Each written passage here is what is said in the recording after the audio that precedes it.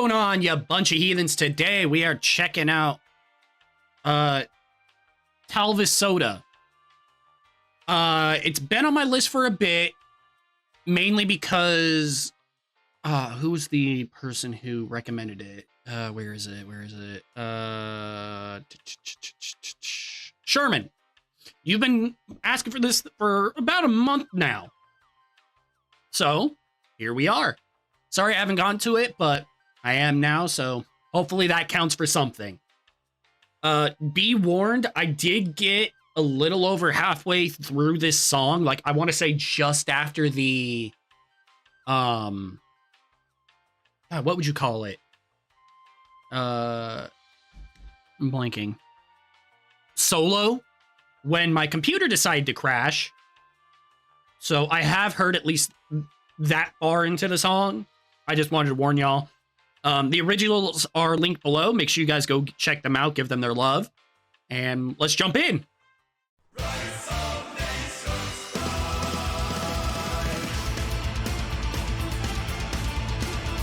God, I love it when they just go straight into it. It's so nice to hear.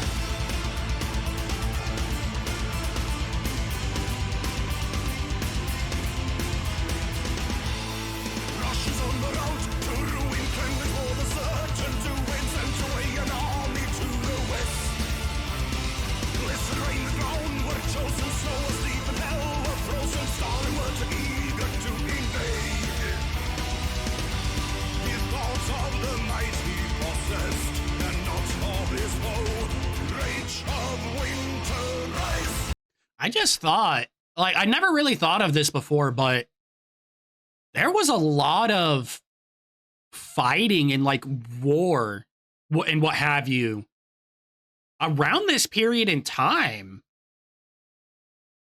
For like 40 or 50 years, there's a lot of war.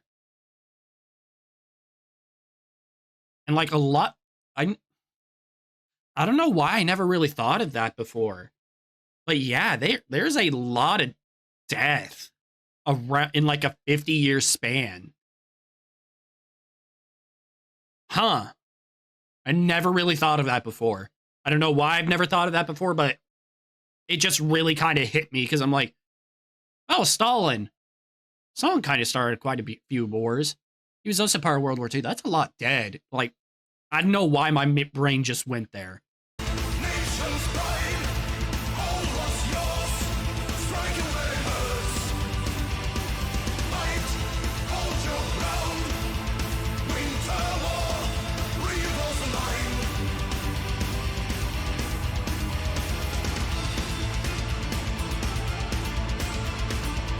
I can't wait to get to the history portion, by the way.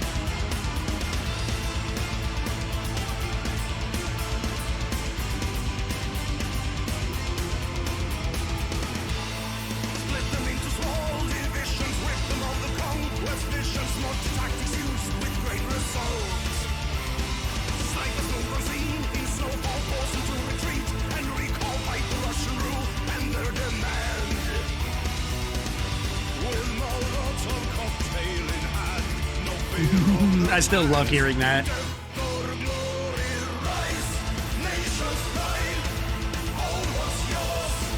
Death or glory. I like death and glory. I like that line.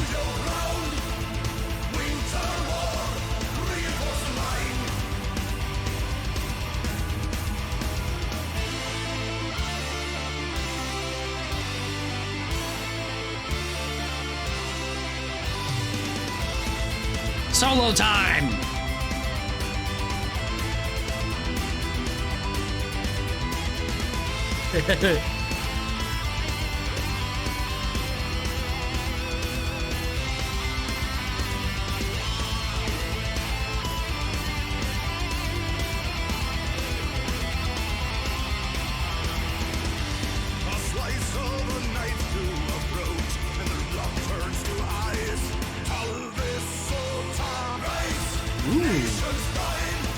What was that?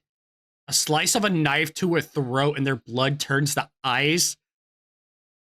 That is a unironically, like, no pun, That is a cold ass line. That was a dope line. I like that line. Talvisota, race, nation's pride, all what's yours, strike it where it hurts.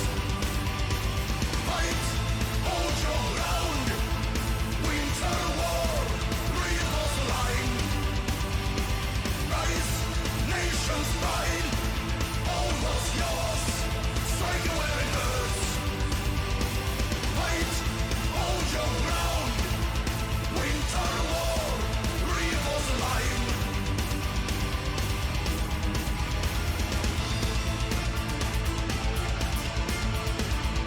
Oh, oh, there it is. I was about to say, they didn't have everything else.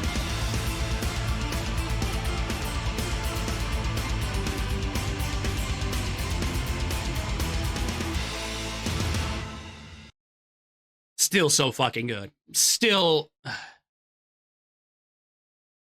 I mean, it seems kind of simple and whatnot, but sometimes simple is good. Like, a really good song. I really enjoy this. To be fair, I say that with every Sabaton song, though. Which I say that, I think, almost every recording. But I have to because, like, dude, it's not bad. I like it. So, yeah, we're going to jump over to the history section. Hope you guys stick around. I'm Indy Nidell. And I'm Joakim from Sabaton, and this is Sabaton History. Hell yeah! The Soviet Red Army invaded Finland in late 1939, and the Winter War had begun. Ooh, The this is Soviets an early thought one, the too. war would be over in a matter of weeks, if not days, but they were Okay. I hate to say this to my very few, if any, Russian viewers. I'm going to assume I have at least some. That seems to be a pretty standard thing when it comes to the Russians. I mean, look at Ukraine right now. They thought it was going to be quick and over quick. You have the Finland war. Like, there's a bunch of conflicts Russia's gotten into where they think it's going to be over quick. Afghanistan, I think they also said that. Like, there's quite a few where they're like, oh, it'll be over quick, and then it proceeds to not be over quick, you know? So, I mean, what can you do? wrong, as the Finnish defenders surprised the world with their tenacity. And our song Talvisota is a tribute to Finnish sisu. Sisu, that's what it's called. I couldn't remember. International observers. I knew there was like a Swedish word for whatever for like what they did and whatnot. It's sisu. That's what it is. I could not remember. Okay. Had a hard time finding a war that seemed more one-sided.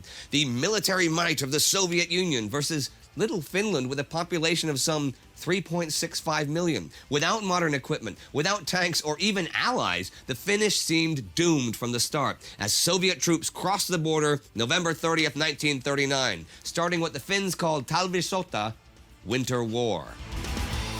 Oh. I've only seen a handful. I've read a handful of small little blurbs about the Winter War. I watched the White Death video on, I keep wanting to say Salma, but I don't think that's his name. The White Death, like Fat Electrician's video on him. And where was I going with this?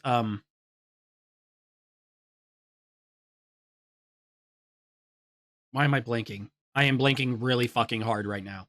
Oh, I did not know / remember, whichever one it'd be. I'm sure it got mentioned at some point during something I watched, that the Winter War was in 1939. I thought it was a bit older than that. Russia's on the road to ruin Finland for the certain to win, sent away an army to the west. I'm sorry, Sabaton. Why don't you add, like, do like lyric videos or shit like that with like this kind of historical footage in the background? Like, I would love it way more if y'all did that. And I know some fans do that, don't get me wrong. It's just I prefer to support the original artists. And I just feel like they could like spruce up a bit of their shit if they did that. Finland had a troubled history with Russia. Its declaration of independence from the Russian Empire in December 1917 led to a brutal civil war between the right-wing whites and Bolshevik reds. This was also a classic cultural red war versus white, in which the Finnish nationalistic elements fought against the supporters of Russian influence. This resentment lingered in the Finnish conscience well into the late 1930s, when war again loomed across the European continent. There were plenty of people who believed that the antagonistic ideologies of Nazi Germany and the Soviet Union would eventually lead to war between the two, and that Finland may play a role in that future war. In the event of such a war, Joseph Stalin was concerned, since the Finnish border was not even 30 kilometers away from Leningrad, and the Finnish batteries in the Gulf of Finland could threaten Soviet shipping in the Baltic Sea. Now, during the Great War, some Finns had quite close contact with the Germans, and there was even a Finnish Jaeger battalion that saw action with the German army. I didn't know Stalin saw that. this possible connection as a real threat, even as the Molotov-Ribbentrop Pact went into effect in the wake of German and Soviet invasions of Poland. So he's being a hypocrite again, is what I'm seeing / hearing. They partitioned Poland, and no buffer state between the two powers any longer existed. So Stalin secured a military presence in Estonia, Latvia, and Lithuania just in case. Finland, who declared itself neutral, was next. Soviet Foreign Minister Vyacheslav Molotov presented demands to the Finns that included moving the border further away from Leningrad, which would also involve the Finns giving up their entire defensive line against the Soviets. Yes, because if I'm not mistaken, he, White Death, hold up, I gotta look up his fucking name really quick. It's going to continue to bug me if I don't know his name. It's up there in my views. White Death. Simo Haya. I think is how you pronounce it. Simo. I believe Simo's, what would you call it? Childhood home and whatnot was very close to the border or the lines, one of those two. Very close to where a lot of the fighting took place.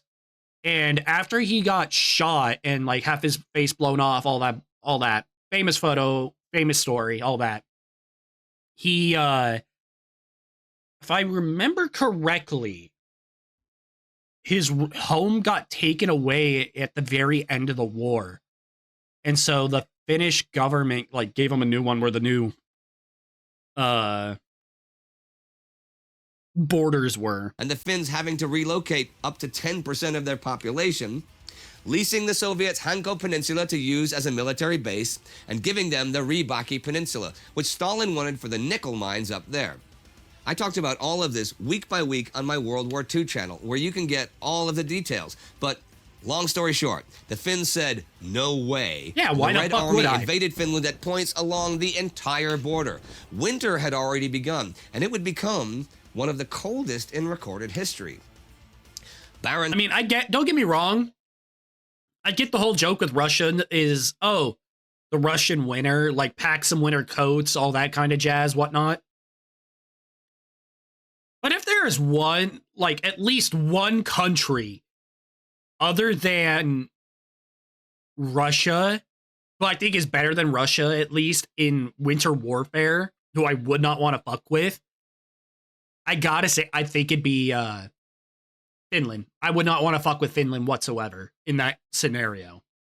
I don't think it'd end up well for anyone. Field Marshal Carl Gustav Emil Mannerheim came out of retirement to take overall command of the Finnish army and knew that the key to the defense of Finland was the Karelian Isthmus, the narrow strip of land between the Gulf of Finland and Lake Ladoga. Since 1932, they had prepared strong lines of defense there between the lakes and marshes, the defenses I mentioned earlier, which the Russian troops now had to attack head on. Be The shitty. boggy ground was no good for Soviet tanks and artillery to cross, and the areas they could cross had been extensively mined by the Finns. Smart. The Finnish army was small, yet was strongly motivated by patriotic fervor. They could mobilize maybe a little over 300,000 men. Also, another thing that people always seem to forget a lot of the time, especially in a situation like this where you have already prepared defenses, having the pre-prepared defenses that are good pre-prepared defenses would make defending infinitely easier. Because not like, yeah, you already have the defenses done, whatnot, but also, like he's talking about patriotic fervor, you're fighting against people who do not want to lose their home. They will not want to fucking lose their home to them after we already fucking declared our independence from Russia. Like, nah. Attacking is infinitely harder in these kinds of scenarios. And were equipped with only outdated artillery and machine guns, with the exception of the Finnish-made Suomi submachine gun that was a serious weapon. The Russians, cool. for their part, did not even bother to send their best troops, using just what was available in the Leningrad region. Even so, against such a small nation, Stalin wanted only a quick war and ordered General Kirill Meretskov, the commander of the Leningrad military district, to conquer Finland in a few weeks. Meretskov planned to do it by Stalin's birthday, December 21st. And yes, I'm aware that that date is slightly disputed. Okay. I didn't know that, but okay.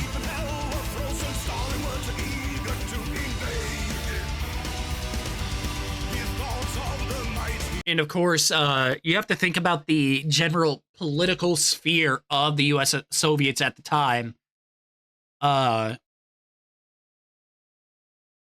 Where if Stalin, basically it was to the point where Stalin told you to do something, you promised to do it and you did it. And if you didn't, 1939, when did the purges happen?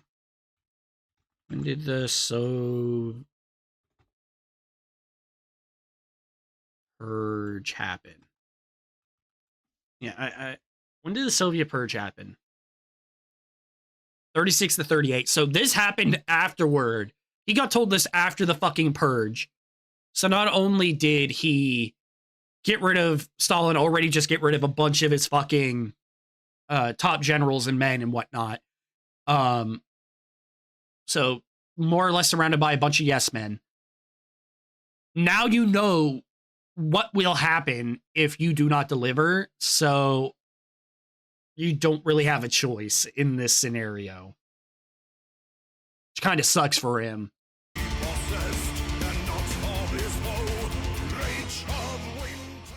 Meretskov would make a two-pronged attack to break the Mannerheim defense line. One force heading straight over the Karelian Isthmus, and another force making a wide swing around Lake Ladoga to outflank the Finnish. In the far north, beyond Lake Ladoga, the Soviet forces marched into nightmarish conditions. They were neither equipped nor trained to fight in the Arctic climate. They were not even camouflaged for the snow, nor were their tanks. The terrain was some of the densest forests in the entire world, with snowdrifts between the trees deeper than a man standing. The area lacked adequate infrastructure, and the troops... Like, that sounds like hell to fight with and whatnot, but God, I love the forest. I love snow. That just sounds like such a nice climate to be in. Like, I get it, cold, all that jazz, but I love the mountains. I love the forest. I love snow. Like, that is my jam right there. Were confined to the roads, which they had to follow in long columns. They were perfect targets for Finnish ambushes. Small sounds platoons like of it. Finns on skis or snowshoes wearing winter camouflage constantly harassed the Soviet troops, raided their supply columns, and operated behind the lines. The Soviet command structure at this time had political commissars issuing orders, and not just military men, which made it very unwieldy. And yeah, that's right. When I was talking about the political sphere, I completely forgot about commissars, where their whole thing was to push the party's message and whatnot, the party's agenda. I forgot about troops commissars. had been ordered not to withdraw no matter what. This I led to completely- the soldiers being isolated by the Finns into small pockets in a hostile territory. The Finns Which is called easy the to pick pockets off. mohtis, the word for stacked firewood, like how the Soviet soldiers were huddled together in defensive positions in freezing temperatures with barely any food through the long nights of northern Finland. Mohti techniques were snipers and mortar teams harassing the trapped soldiers and depriving them of sleep, while stragglers, firewood gatherers, and supply columns were picked off one by one. Slowly but steadily, those Mohtis shrunk as the Russian soldiers starved or froze to death. Yeah, but then you also have holy shit, I didn't realize fucking Simo Haya. Just looked him up because I was trying to remember what his name was. God, I didn't realize he died in 2002. Homie survived 96. Hats off to Homie. Homie lived fucking a long time. Okay, so he was born in Ratjärvi. Yes, right on the border there. And okay, so it wasn't where I was pointing at on the map, but close enough. I know in, what was it, his book? Or, oh my god, he was 5'3". He was a fucking short king. What was it? Either his book or his personal diary that ended up getting released after his death. I don't remember which one. Where he talks about how he would take his squad, like his squad or whatever, to just roll up on these little groups of fucking soldiers. Multi, I think, is what he was just saying. And gunning them down with fucking SMGs and shit, stealing their shit and getting the fuck out of there. Like, they were doing, like, legit hit-and-run guerrilla type tactics. And it was super effective against them. Until they were weak enough for assault companies to finish them off. This had the added bonus of preserving ammunition, salvaging the Russian weapons, and winning without costly direct engagement. Yep, smart guerrilla tactics.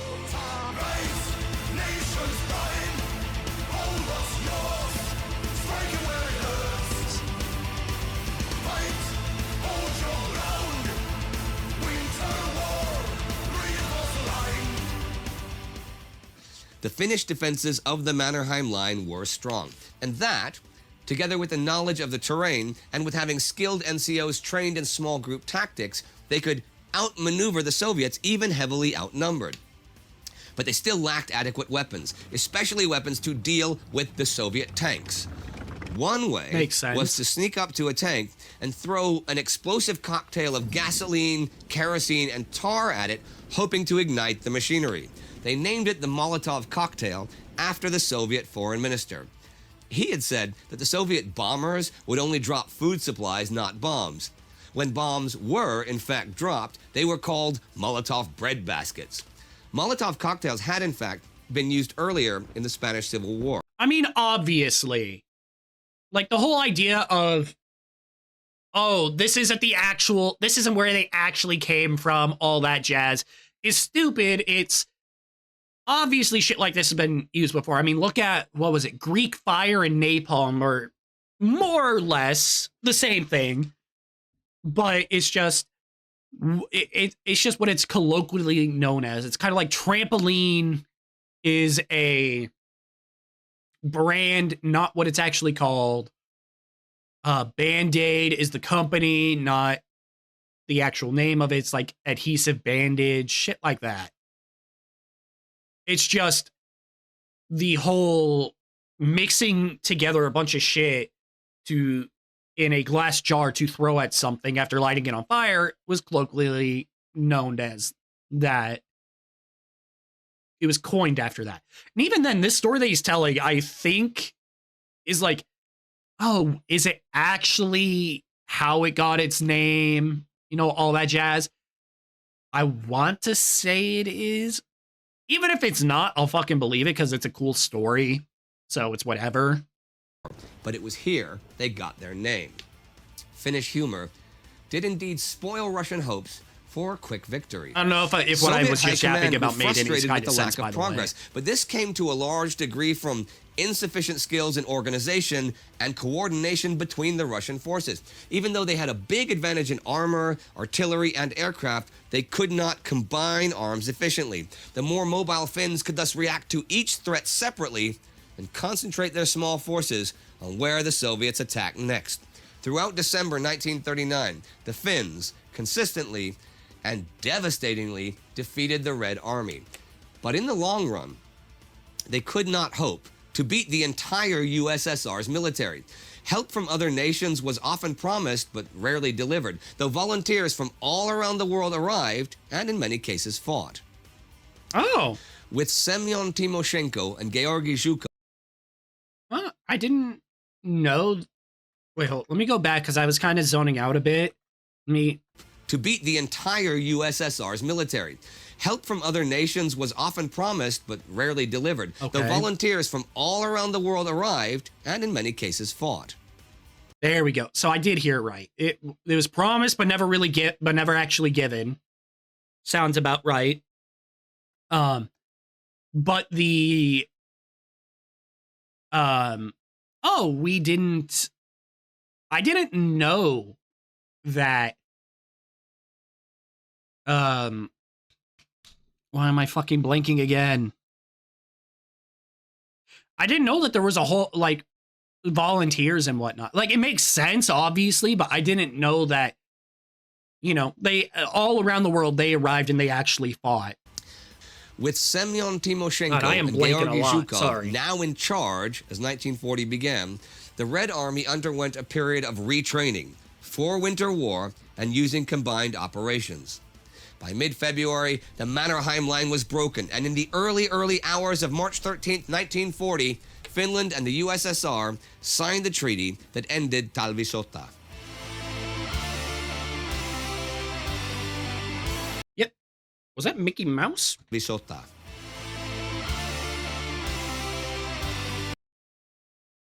Looks like him.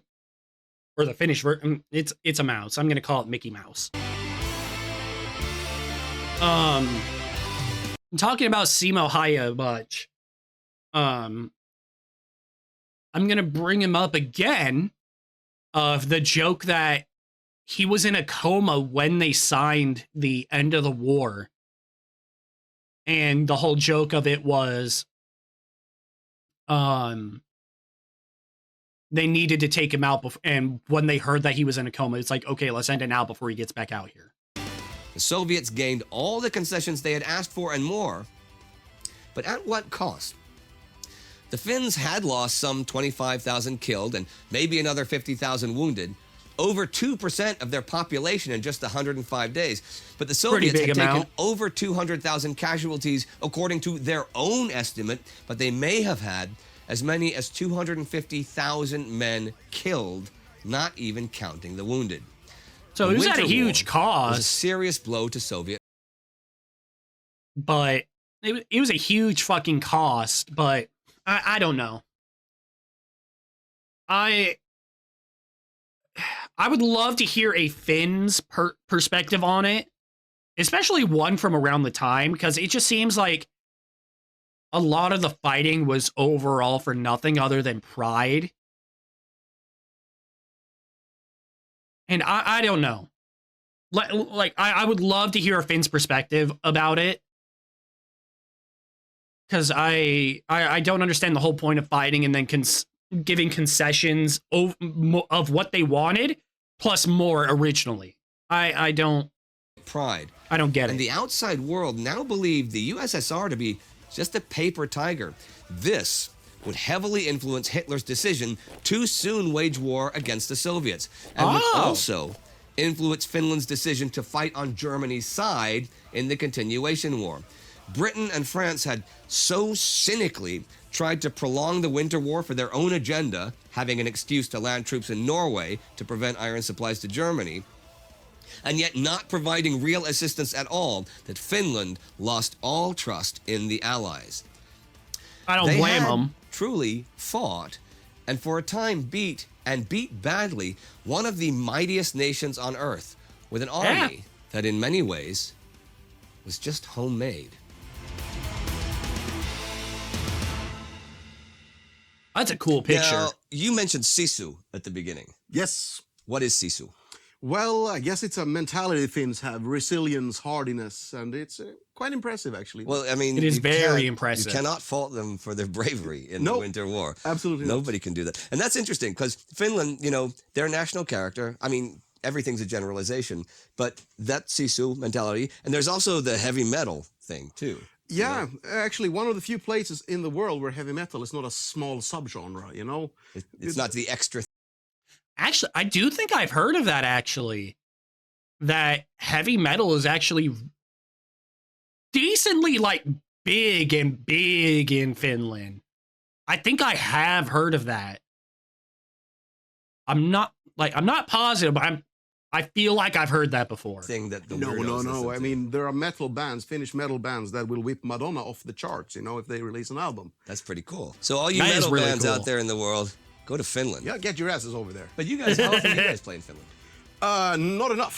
Yeah, but it's so close to Sweden. Yeah, and it took us a while to get there as well. I mean, I think we'd been going on for like 8 or 9 years as a band before we actually made it to Finland. Wow. Which is kind of weird because we'd been Kind of a you know, surprise. all over Europe at that point. But And not to the Finland. boat to Finland is so easy. Yeah. You know? Well, that's the first time that we really hung out after the planning session was on the boat to Finland. Yes, Yeah. on the boat to Finland. Like John F. Kennedy comes back, here's a gun, look, take it to you, man. On the boat to Finland, they serve a lot of cocktails. Oh, yes, they do. Now, you have a special cocktail. Yes, a very, very special one. One served for Mr. Molotov, actually. One of the actual original Molotov cocktails from the Winter War. Yes. That was not exploded or It something. was made from these Jalovina bottles. I think that's fantastic. Wow. With the whole Yeah, we have a blender. lot of stuff like that in our rehearsal space. I guess we'll bring it for the show sometime. Some stuff. That's actually dope as shit. They have an OG. That's actually really cool. Like, really fucking cool. Talvisota, The Winter War, is on the album The Art of War. And that's all for today, my friends. But we will see you next time on Sabaton History.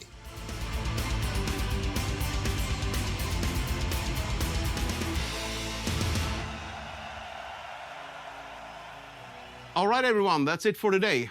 But right now, I want to ask you a few things, okay? Okay.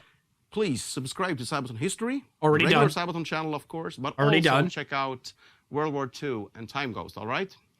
I have not done Time Ghost, but World War II, I do watch in my own free time.